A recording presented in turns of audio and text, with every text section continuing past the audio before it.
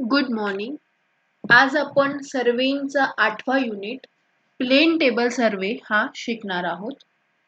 Plain table सर्वे मध्ये आपण plain table सर्वे म्हणजे काय, त्याच्या पद्धती, त्याची तत्व, त्यात समाविष्ट असणारी उपकरणे आणि त्याचे फायदे व तोटे हे आपण या युनिट मध्ये शिकणार आहोत.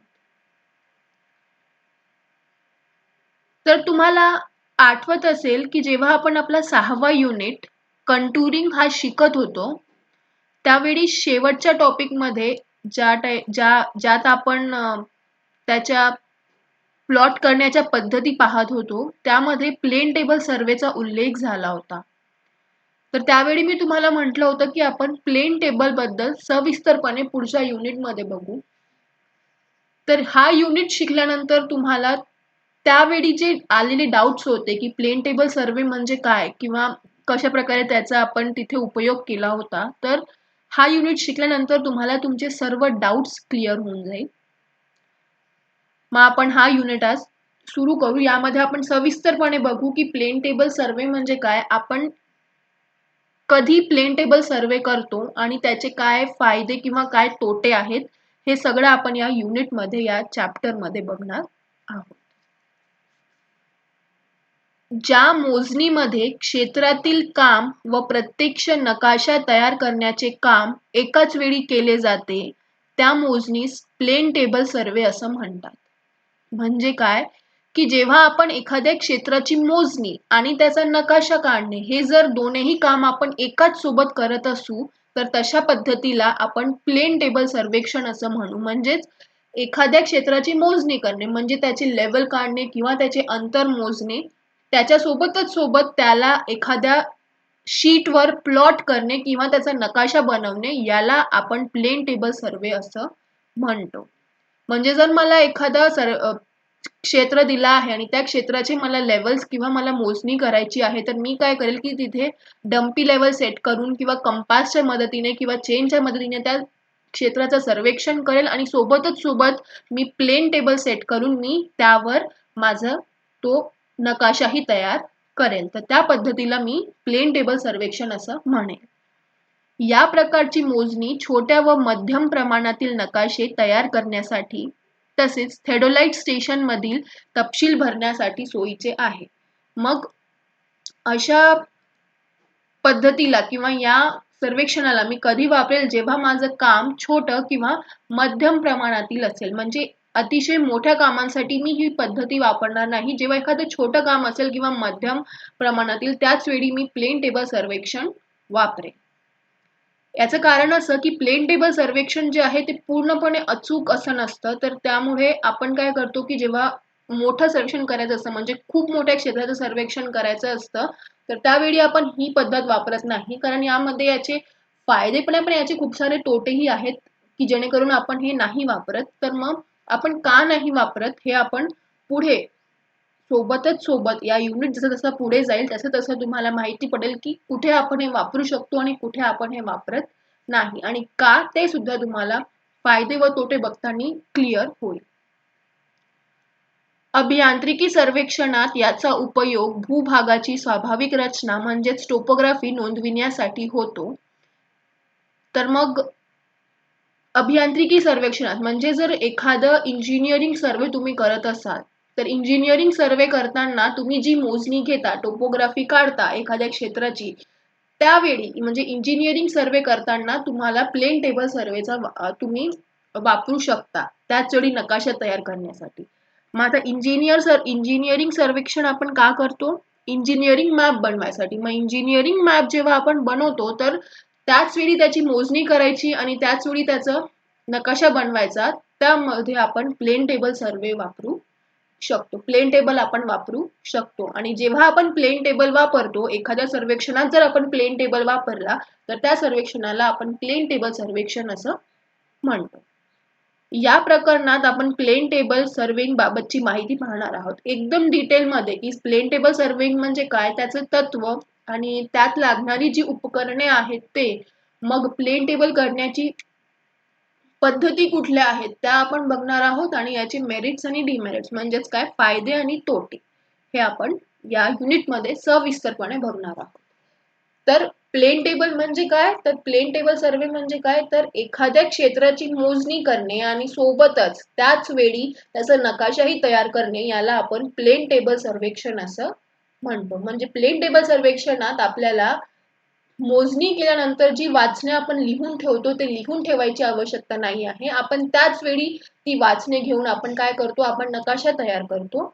म्हणून यात वाचनी लिहून ठेवण्यामुळे जी होणारी चुका आहेत त्या या सर्वेक्षणात होत नाही. हा झाला त्याचा एक फायदा.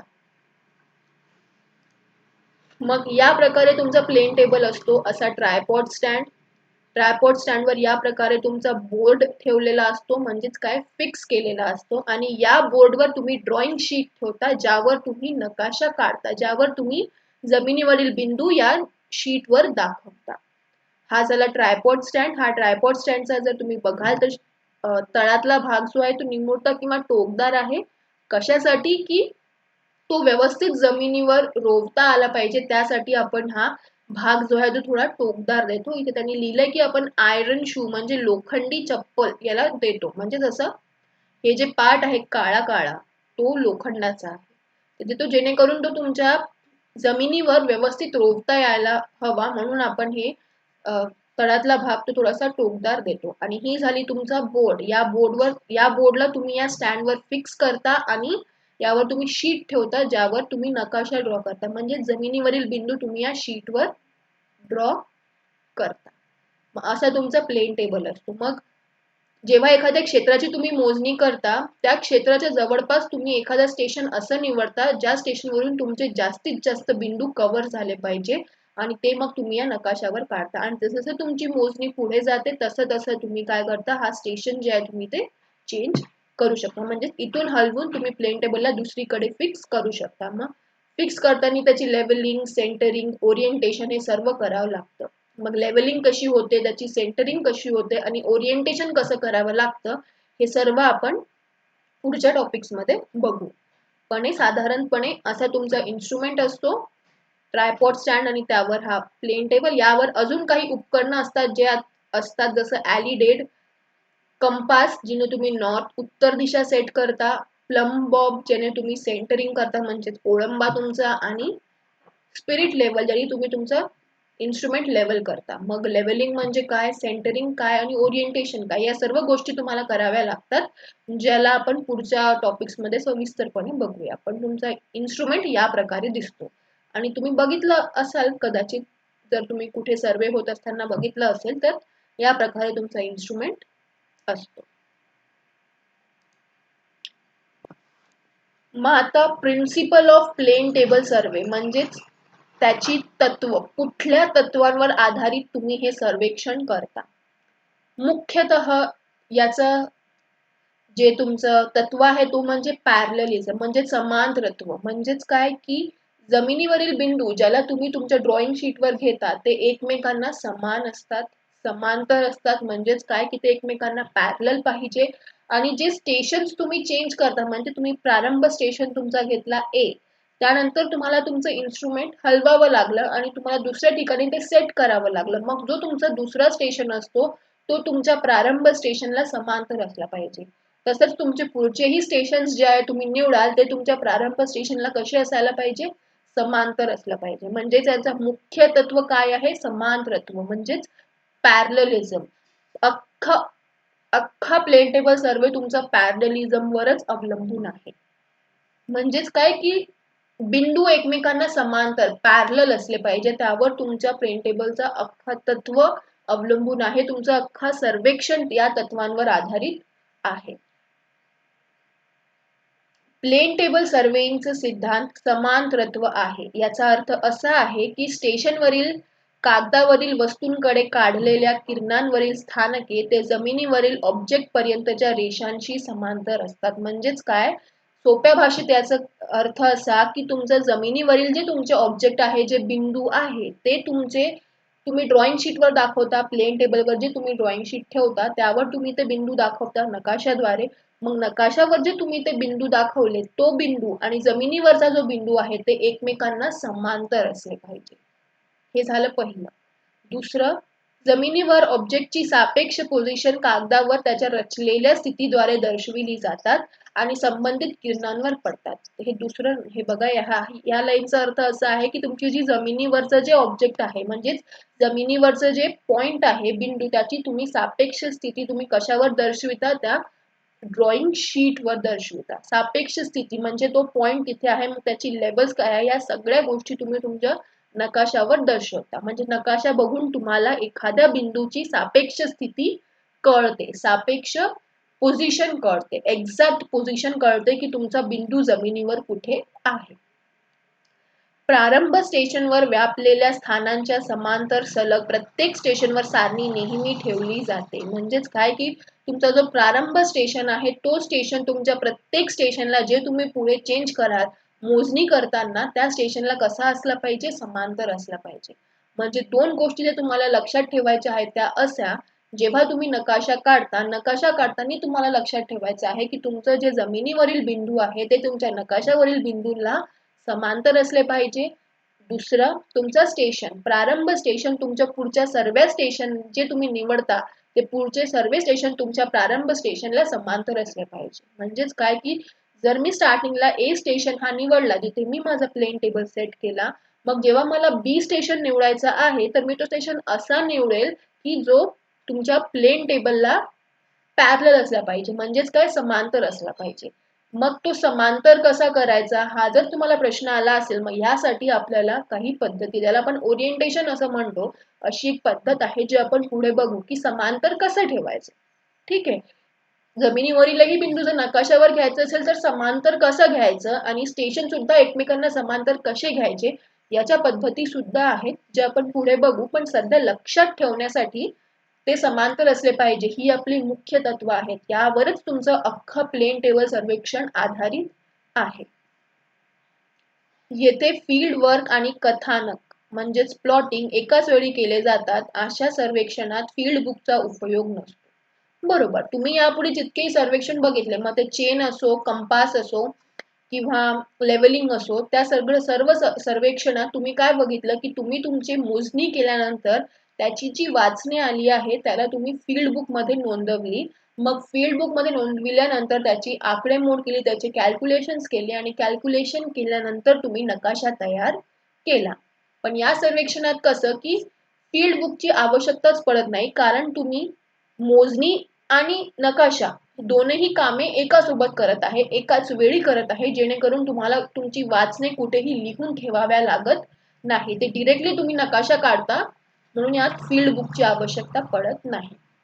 मग यात जो तुम्हाला आलेला प्रश्न की तुम्ही म्हणताय की आपल्याला पॅरलल ठेवायचं आहे म्हणजे समांतर ठेवायचं आहे, मग आपण समांतर कसं ठेवतो. मग समांतर ठेवण्यासाठी काही पद्धती आहेत जे आपल्याला वापराव्या लागतात. ते आपण पुढच्या येणाऱ्या टॉपिक्स मध्ये आपण सविस्तरपणे बघू. तर समजलं तुम्हाला की मुख्य तत्व कुठला, समांतरत्व म्हणजेच काय, पॅरललिझम, एकमेकांना समांतर असले पाहिजे. मग त्यात दोन गोष्टी आल्या. पहिला की बिंदू, जमिनीवरील बिंदू जे तुम्ही ड्रॉइंग शीट वर काढता ते एकमेकांना समांतर असले पाहिजे. आणि तुमचे स्टेशन, प्रारंभ स्टेशन, त्यापुढे तुम्ही जितकेही स्टेशन निवडाल ते पहिले तुम्ही प्रारंभ स्टेशन निवडलं त्याचं काहीच नसते, पॅरलल कोणाला ठेवणार, पहिले एखादं स्टेशन निवडला ए, त्यानंतरचे जे स्टेशन तुम्ही निवडाल जिथे तुम्ही तुमचा प्लेन टेबल सेट कराल ते सर्व स्टेशन पॅरलल प्रारंभ स्टेशनला कसे असले पाहिजे, समांतर असले पाहिजे, म्हणजेच पॅरलल असले पाहिजे, जेणेकरून तुमचे जे रीडिंग्स किंवा तुमचा जो नकाशा आहे तो बरोबर बनेल. हे झाले तुमचे प्लेन टेबलचे तत्व. म्हणजेच काय, मुख्य तत्व कुठला, पॅरललिझम, समांतरत्व, एकमेकांना समांतर असणे. आता instrument used in plane table survey. आता मी तुम्हाला सांगितलं होतं की हा झाला तुमचा प्लेन टेबल, पण या प्लेन टेबलला व्यवस्थित सेंटर करण्यासाठी, लेवल करण्यासाठी, उत्तर दिशा सेट करण्यासाठी काही उपकरणे आहेत जे यात समाविष्ट असतात. मग ती उपकरणे कुठली ते आपण या टॉपिक मध्ये बघू. प्लेन टेबल मध्ये समाविष्ट असणारी उपकरणे, टेबल किंवा तिपाईवर बसविलेला फलक, board mounted on a tripod stand म्हणजे हा. ठीक आहे. ॲलिडेड किंवा दर्शरेखी, ट्रफ कंपास, गोलाकार compass, plumbing fork, plum Bob, you fork, spirit level. म्हणजेच काय, हे सर्व उपकरणे आहेत जे तुम्हाला प्लेन टेबल सोबत लागतात, त्यात समाविष्ट असतात. म्हणजे एखादा प्लेन टेबल सेट करण्यासाठी तुम्हाला या सर्व उपकरणांची आवश्यकता पडते. मग आपण या सर्व उपकरणांना एक एक करून सविस्तरपणे बघू. पहिला आहे तुमचा टेबल किंवा तिपाईवर बसविलेला फलक, board mounted on a tripod stand. Table किंवा बोर्ड चांगल्या दर्जाच्या रापलेल्या लाकडापासून तयार केलेला असतो. म्हणजे ते लाकडापासून बनवलेला असतो. तुमचा जो हा टेबल आहे ज्यावर तुम्ही तुमची ड्रॉइंग शीट ठेवता, ते कशापासून बनलेला असते? लाकडापासून बनलेला असते. त्याचे माप 40 सेंटीमीटर,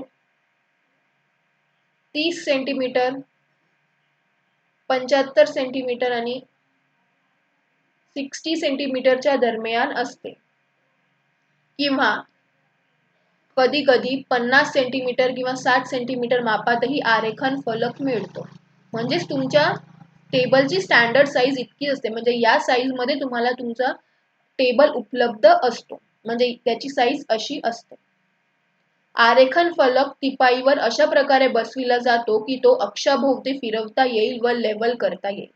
तुमचा जो आरेखन टेबल आहे, म्हणजेच हा टेबल ज्यावर तुम्ही तुमचा नकाशा तयार करता, त्याला तुम्ही अक्षाभोवती फिरवू शकता, जेणेकरून तुमचा जो टेबल आहे तो व्यवस्थित लेवल होईल. ठीक आहे, म्हणजे याला फिरवता येतो, लेवलिंग करण्यासाठी ते उपयोगात येतं. म्हणजे ते एकदमच असा फिक्स नसतो. आपण या दोनही इन्स्ट्रुमेंट्सला अलग अलग करू शकतो. मग आपण याला फिक्स करतो, ना तर हे जुडलेले नसतात, अलग अलग असतात. मग त्याला आपण फिक्स करतो आणि तो अक्षाभोवती फिरवता येते, जेणेकरून तो काय व्यवस्थित तुमचा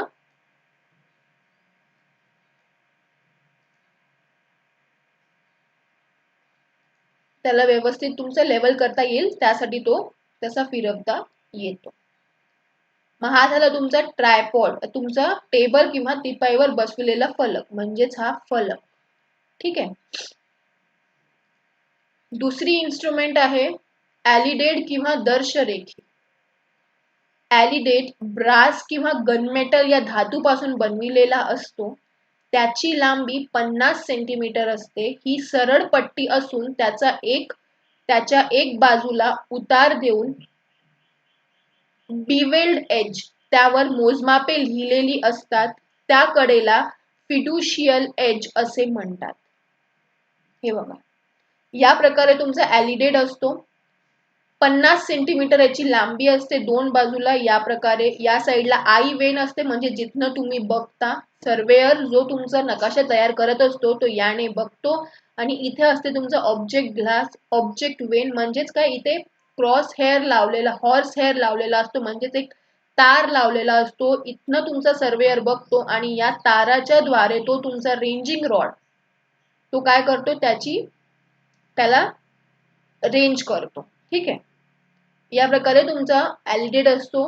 50 सेंटीमीटर लांबी, या साईडला एक साईड त्याचा उतार असतो आणि या साईडला रीडिंग दिलेली असतात, वाचने लिहिलेली असतात. तुमच्या स्केलमध्ये कशी वाचने असतात, 1 सेंटीमीटर, 2 सेंटीमीटर, 3 सेंटीमीटर, तशी वाचने इथे लिहिलेली असतात. आणि या साईडला जिथे तुमची वाचने लिहिलेली असतात त्याला आपण फिड्युशियल एज किंवा बिवेल्ड एज असं म्हणतो. आणि इथे तुमचा आय वेन असतो आणि इथे तुमचा ऑब्जेक्ट वेन, म्हणजे इथनं तुमचा सर्वेअर बघतो, इथनं तुमचा ऑब्जेक्ट तो रेंज करतो. इथे एक तार किंवा हॉर्स हेअर दिलेला असतो, जेणे तुमचा रेंजिंग रॉड तो सर्वेअर रेंज करतो. या प्रकारे तुमचा ॲलिडेट असतो. ॲलिडेट ब्रास किंवा गनमेटल या धातूपासून बनविलेला असतो. त्याची लांबी 50 सेंटीमीटर असते. ही सरळ पट्टी असून त्याच्या एका बाजूला उतार देऊन त्यावर मोजमापे लिहिलेली असतात. म्हणजेच कुठल्या बाजूला, या बाजूला. आणि मग या बाजूला आपण काय म्हणतो, फिड्युशियल एज असं म्हणतो. 50 सेंटीमीटरचा असतो. गनमेटल किंवा ब्रास या धातूने तो बनविलेला असतो. ॲलिडेटचा वापर वस्तूचा वेध घेऊन नकाशावर वेध रेषा काढण्यासाठी होतो. याचा वापर कशासाठी होतो, वस्तूंचा वेध, म्हणजेच तुमच्या क्षेत्रामध्ये जे ऑब्जेक्ट आहे त्याला तुम्ही ॲलिडेटच्या माध्यमाने त्याला तुम्ही साईट करता, म्हणजेच त्याचा वेध घेता आणि त्याला तुम्ही नकाशावर ड्रॉ करता. मग जेव्हा तुम्ही या ॲलिडेटनी त्याचा वेध घेता, हे कसं आहे, असं सरळ सरळ आहे बरोबर.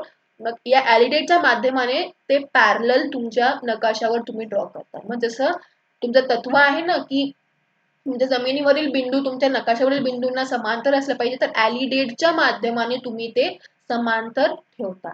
या ॲलिडेटच्या माध्यमाने सर्वेयर जो आहे, जो प्लेन टेबल सर्वे करतो म्हणजेच नकाशा बनवतो, तो या आई वेनच्या द्वारे, म्हणजेच काय की इथनं तो बघतो आणि या ऑब्जेक्ट वेननी, म्हणजेच इथे जो तार किंवा हॉर्स हेअर लागलेला असतो त्यांनी तो तुमचा ऑब्जेक्ट, जमिनीवरील ऑब्जेक्ट तो वेधतो, साईट करतो किंवा रेंज करतो आणि मग रेंज केल्यानंतर तो वेध रेषा काढतो आणि तो नकाशावर तो दर्शवतो. ठीक आहे. ॲलिडेटचा वापर वस्तूंचा वेध घेऊन नकाशावर वेधरेषा काढण्यासाठी होतो. या प्रकारे तुमचा ॲलिडेट असतो, ज्याला तुम्ही प्लेन टेबल सर्वे करताना वापरतात. यातही याचे काही प्रकार आहेत, तर ते आपण पुढे बघू. ॲलिडेटचे दोन प्रकार पडतात. साधा ॲलिडेट, सिंपल और प्लेन ॲलिडेट, टेलिस्कोपिक ॲलिडेट. याला आपण साधा किंवा प्लेन ॲलिडेट म्हणू. ठीक आहे. दुसरा आहे टेलिस्कोपिक ॲलिडेट. मग साधा ॲलिडेट. साधा ॲलिडेट दोनही बाजूच्या उभ्या पट्ट्यांना ठिकाणाच्या वेध घेण्यासाठी पटी ठेवलेल्या असतात. म्हणजे अशा उभ्या पट्ट्या दिलेल्या असतात ज्यात तुमच्या पटी दिलेल्या असतात, ज्याला तुम्ही साईट वेन असं म्हणतात. मग एका पटीतून तुमचा सर्वेयर बघतो, दुसऱ्या पटीमध्ये काय असते, हॉर्स हेअर किंवा तार लावलेला असतो, जेणे तो तुमचा ऑब्जेक्ट, जमिनीवरील ऑब्जेक्ट वेधतो. ठीक आहे. साधा ॲलिडेट दोनही बाजूच्या उभ्या पट्ट्यांना ठिकाणाच्या वेध घेण्यासाठी पटी ठेवलेल्या असतात. त्यापैकी एका बाजूच्या पटीच्या मधोमध उभी तार बसविलेली असते. या अशा प्रकारे दोन उभ्या पट्ट्या, त्यात पटी असतात ज्याला तुम्ही साईट वेन म्हणतात. मग या साईडच्या पटीला आई वेन, जिथनं तुमचा सर्वेयर बघतो, आणि दुसऱ्याला ऑब्जेक्ट वेन, जिथनं तुमचा सर्वेयर जमिनीवरील ऑब्जेक्ट वेधतो. ठीक आहे. हा तुमचा साधा ॲलिडेट झाला. दोन्हीही उभ्या पट्ट्या घडी करून ठेवण्यासाठी त्याला बिजागिरी बसविलेली असते. मग हा झाला तुमचा साधा ॲलिडेट. मग टेलिस्कोपिक ॲलिडेट म्हणजे काय? यामध्ये ॲलिडेटला टेलिस्कोप जोडलेला असतो. यामध्ये ॲलिडेट आहे त्याला तुम्ही टेलिस्कोप जोडलेला असतो. म्हणजे इथे काय असते, साईट वेन दिलेली असते बरोबर, सर्वेयर इथनं पटीतून बघतो, पण इथनं टेलिस्कोप दिलेला आहे, म्हणजेच काय की सर्वेयर टेलिस्कोपनी तुमचा ऑब्जेक्ट वेधतो. ॲलिडेटच्या कडा व टेलिस्कोपचा अक्ष एकमेकांस समांतर असतात. म्हणजेच काय, हे झाला ॲलिडेटचा कडा आणि हा झाला ॲलिडेटचा टेलिस्कोप, हे एकमेकांना समांतर असतात.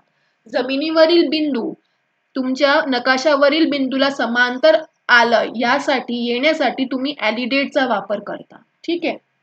यामध्ये काय आहे की ही तुमची ॲलिडेटची पट्टी झाली आणि त्यावर तुम्ही अशा पट्ट्या, उभ्या पट्ट्या बसवल्या. पण टेलिस्कोपिक ॲलिडेट मध्ये काय असते की तुमचा टेलिस्कोप असतो, म्हणून तुमचा जो टेलिस्कोप आहे तो तुमच्या ॲलिडेटच्या कडेला कसा असतो, समांतर असतो. म्हणजे हा आणि हे कसे असतात, एकमेकांना समांतर, जेणेकरून जमिनीवरील बिंदू तुमच्या नकाशावरील बिंदूंना कसा असला पाहिजे, समांतर असला पाहिजे. त्यासाठी दोन्ही प्रकारच्या ॲलिडेट मध्ये लाईन ऑफ साईट ही फिड्युशियल एजला समांतर असते. म्हणजेच काय की तुम्ही जे इथनं वेधता त्याला तुम्ही लाईन ऑफ साईट म्हणता. मग ती लाईन ऑफ साईट तुमच्या फिड्युशियल एजला कशी असते, समांतर असते. इथनं तुम्ही बघता बरोबर, तुमचे बघण्याची जी लाईन असते ती तुमच्या फिड्युशियल एजला कशी असते, समांतर असते.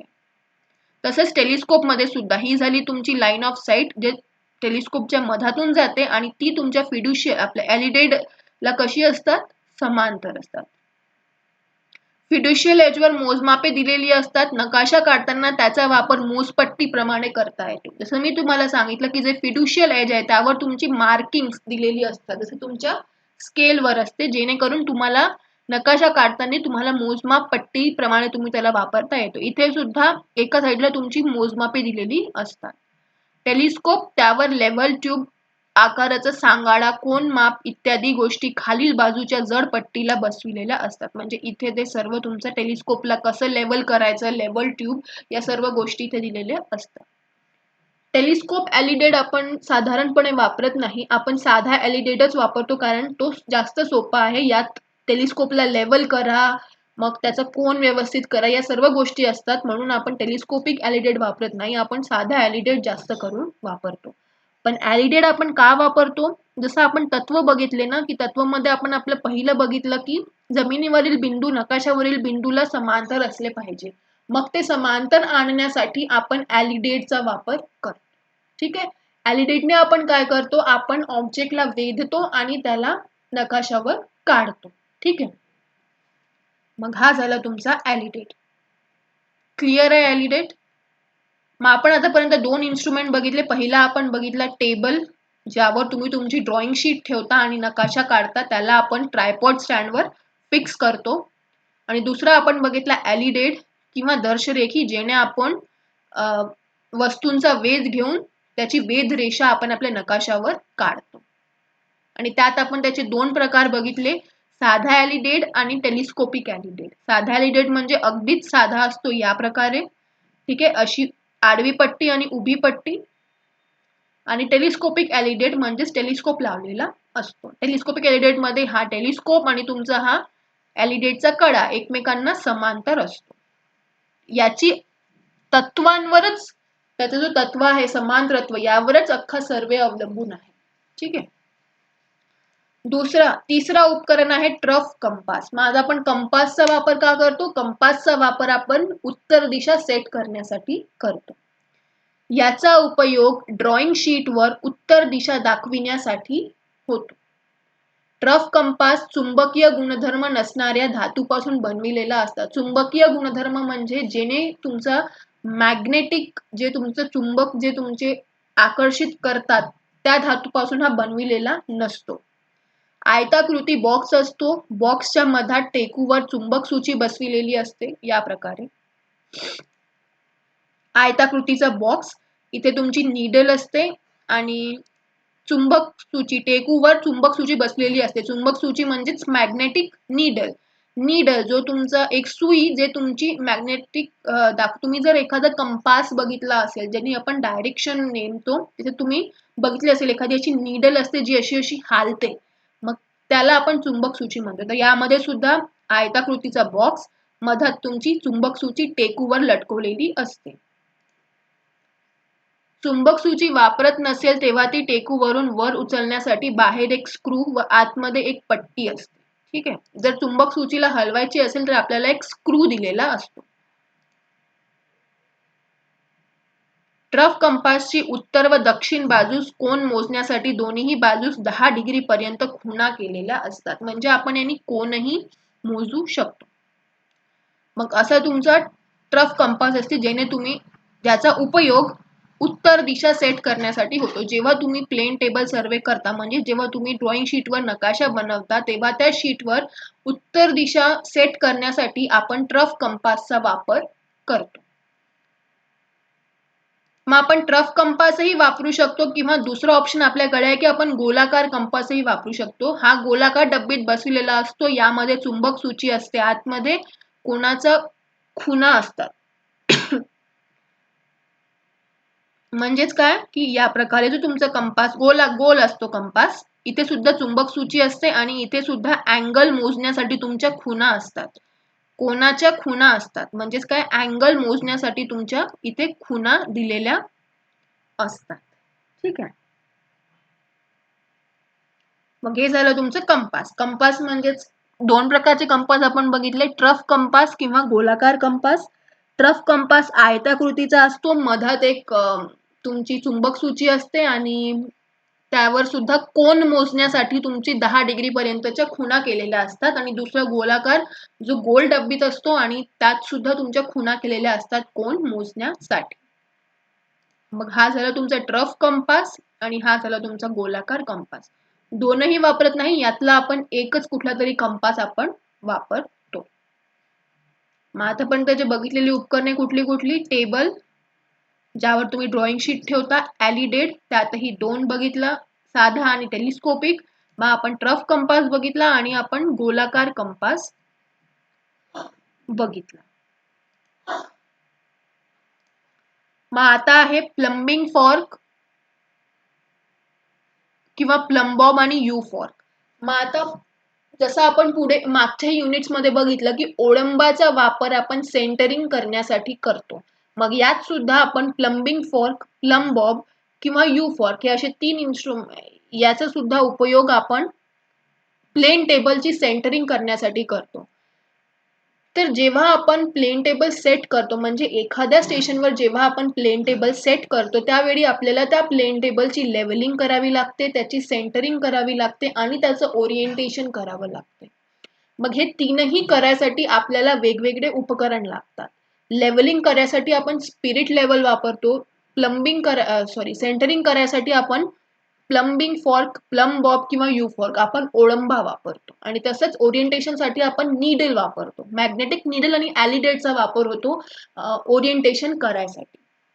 म्हणून या उपकरणांची आपल्याला आवश्यकता पडते. आणि ॲलिडेटचा वापर आपण 2 गोष्टींसाठी करतो. ओरिएंटेशनसाठी पण करतो आणि आपण कशासाठी करतो, आपण जमिनीवरील बिंदू नकाशावर आणण्यासाठी, वेधायसाठी आपण वेधरेषा काढण्यासाठी सुद्धा आपण ॲलिडेटचा वापर करतो. म्हणून तुमचा प्लेन टेबल आहे तो नुसता टेबल आणि ट्रायपॉड स्टँड नाही आहे, त्यात या सर्व उपकरणे समाविष्ट आहेत. आज या लेक्चरमध्ये आपण काय काय बघितलं, आपण त्याचं प्लेन टेबल सर्वे म्हणजे काय, आपण त्याची तत्व बघितली. मुख्य तत्व म्हणजे पॅरलेलिझम आणि आपण त्याची काही उपकरणे बघितली. प्लंबिंग फॉर्क आणि प्लंबॉब हे आपण पुढच्या युनिटमध्ये सविस्तरपणे, पुढच्या लेक्चरमध्ये आपण सविस्तरपणे बघू. आजचं लेक्चर आपण इथेच संपवूया.